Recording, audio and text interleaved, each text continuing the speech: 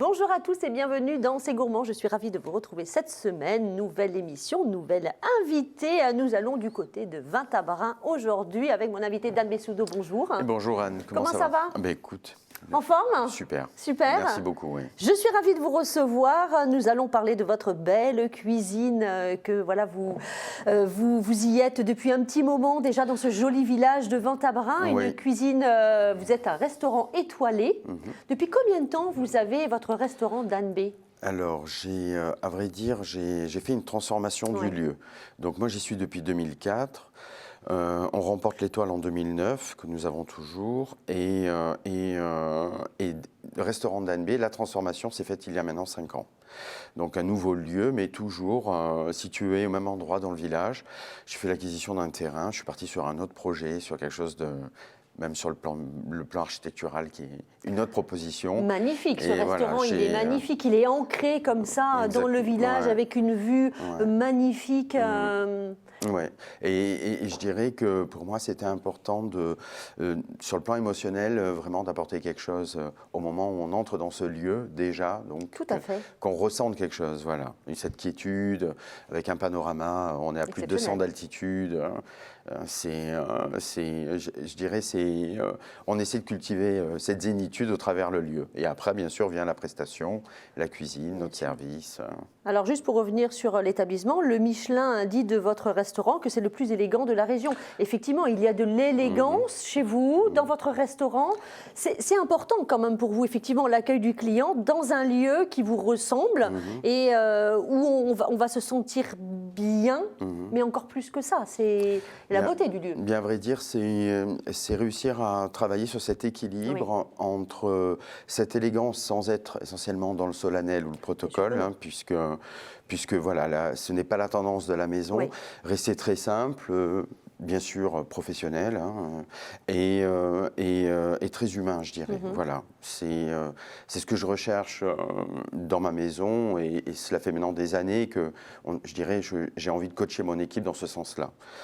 Être avant tout, apporter ce côté très humain au travail. Est-ce que vous diriez que vous avez évolué aussi avec ce nouvel établissement au niveau de votre cuisine? Elle est devenue de plus en plus, vous le dites, terrienne, mais c'est-à-dire qu'on est au plus proche effectivement de ce que font les producteurs. Oui, voilà. Bon, c'est un travail de jour après jour. Voilà, bien sûr, c'est un travail de longue haleine. Et puis aussi, on mûrit, on grandit. C'est un métier qui nous apprend beaucoup. Et j'ai la chance d'avoir des producteurs autour de la maison qui sont fabuleux. Et puis aussi, ce lieu est devenu inspirant.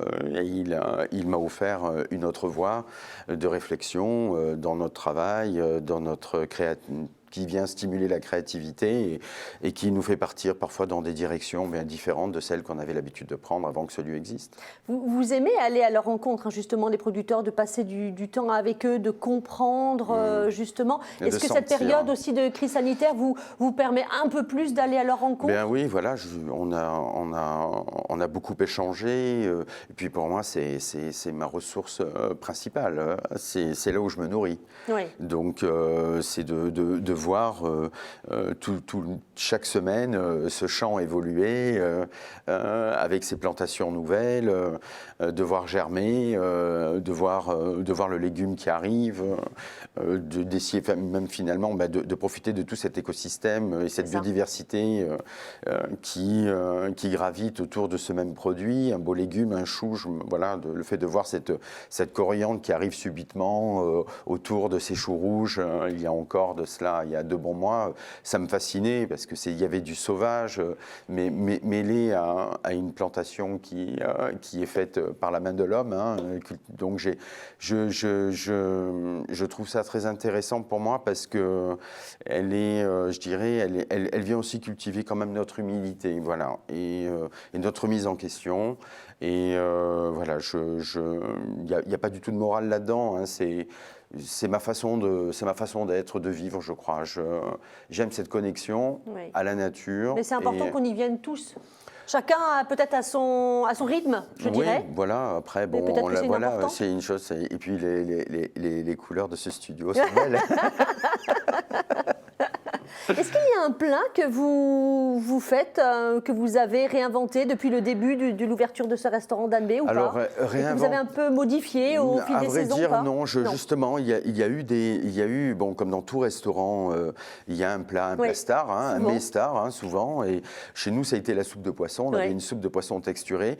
Alors, étonnamment, vous voyez, même si certains très bons clients fidèles étaient étonnés que je la retire de la carte, j'ai voulu le faire parce que je trouvais que finalement, c'était un mets qui n'était plus en accord avec ce que j'avais envie de proposer et ce que, bien, dans la vie, on est amené à être, à devenir dans nos réflexions. Et donc, plus de naturalité, même si cette naturalité est une tendance, on va dire, aujourd'hui, mais je pense que c'est une tendance qui est vraiment profonde, c'est-à-dire cette cuisine dite naturalité, c'est aller vraiment, je dirais, proposer un mets qui met réellement en évidence le produit, c'est sublimer cette simplicité, mais tout en étant très pertinent, parce que la simplicité peut devenir très complexe. D'ailleurs, une fois, Laurent Petit est venu manger chez moi et lui parlait de simplicité.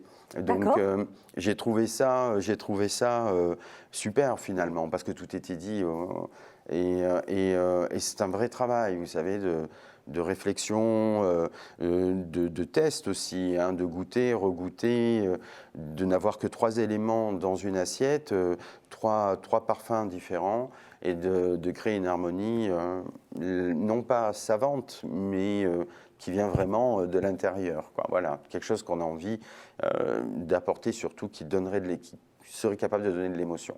Et alors, ce que vous savez très bien faire, évidemment, c'est le goût, vous l'aurez compris, avec comme ça un peu d'éléments différents. Vos assiettes sont d'une élégance également assez incroyable, un peu comme l'établissement. Et là, aujourd'hui, vous avez dû vous réinventer, évidemment, avec cette crise sanitaire pour créer donc Terra by d'Anne-B, une cuisine à emporter. C'est un nouveau challenge, j'imagine. C'est un nouveau challenge.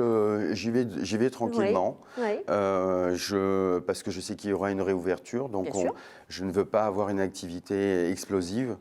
J'ai envie de me concentrer aussi sur la réouverture du restaurant. Donc, je dirais qu'on s'amuse, à vrai dire. Voilà.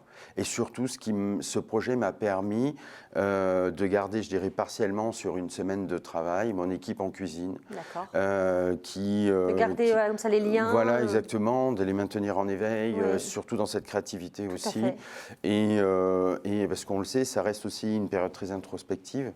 Et donc, alors, ce n'est pas la peur de les perdre, loin de là, mais c'est de les laisser connecter à ce qu'ils sont réellement. Et pour moi, je vois, on a fait de super créations ensemble, on a passé. Alors justement, donnez-nous quelques petites idées de ce qu'on peut retrouver en ce moment, par exemple. Écoutez, là, nous avons, alors on est dans la période des asperges. Alors on a des asperges violettes de pays qui sont cuites dans une nage au citron. Alors on garde toutes les pluches d'asperges.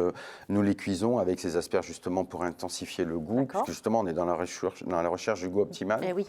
Et nous les mettons dans une sauce qui présente une note très pamplemousse. Donc encore une fois, nous sommes dans une simplicité extrême, mais si vous voulez aussi, nous pensons également au confort client, c'est-à-dire le premier confinement nous amener à présenter des menus complets avec des tutos à rallonge où le client bien sûr s'amusait, mais il avait plus de temps. Le premier confinement, celui de l'an dernier donc. Et là, je me suis dit, tiens, pourquoi pas travailler justement aussi cette simplicité pour que ça soit quasiment immédiat à la maison. Donc, il a fallu jumeler la pertinence du mets, sa fraîcheur aussi, puisqu'on a 24 heures de délai pour préparer cette commande, et ensuite, bien sûr, l'exécution à la maison. Donc, on a trouvé, je pense, le bon équilibre.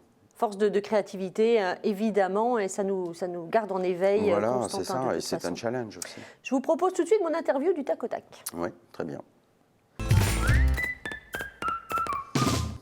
Quel est votre souvenir d'enfance gourmand ? C'est le caviar d'aubergine de ma grand-mère, qu'elle nous faisait toujours manger avec de la pastèque. Ah oui ? Ouais. Un caviar, vous avez essayé de le refaire ou pas ? Ah oui, je le fais au restaurant en été, oui. Je le fais en restaurant, après on le présente de notre façon, mais elle brûlait dans le jardin les aubergines, elle est grillée donc tout simplement, à la braise, hein. C'était un parfum dans le jardin extraordinaire, mêlé aux autres, des arbres fruitiers ou du potager. et elle en faisait sa recette, hein. Elle avait sa recette à elle avec du fromage de chèvre très souvent. Et elle nous obligeait à le manger avec de la pastèque glacée qu'elle sortait du frigo. Et c'est un duo qui fonctionne très bien. C'est extraordinaire. Un ingrédient que vous avez tout le temps dans votre cuisine? Le citron. Citron. Citron, oui. Ouais. Pour sa fraîcheur, on peut tout faire avec le citron, c'est un exhausteur de goût. Oui. Son jus, c'est son zeste. C'est vrai. On peut le manger confit, sucré, salé. Bref, c'est génial. Je cuisine pour vous un plat à éviter. Les tripes en général, pieds paquets. C'est, je crois, le seul mets qui pourrait un jour m'inciter à devenir végétarien. Un livre à nous conseiller? Un livre à vous conseiller, alors il y en a tellement à vrai dire. Alors moi je pars plutôt sur des livres, j'aime beaucoup le livre de Eleven Madison Park, qui un chef américain, oui. qui de New York. On a eu l'occasion d'aller manger avec deux de mes sous-chefs chez lui quand nous avions fait pour MPG un travail à New York.